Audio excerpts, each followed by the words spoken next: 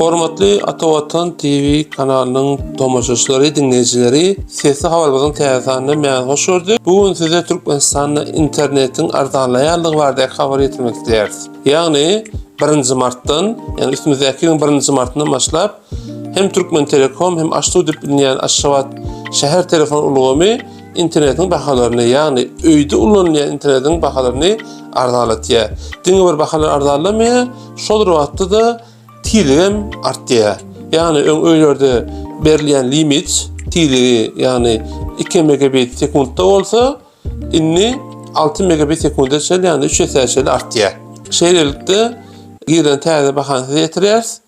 Ýagny 1 megabit sekundda 150 manat, 2 megabit sekundda 180 manat, 4 megabit sekundda 230 manat, 6 megabit sekundda bolsa 280 manat.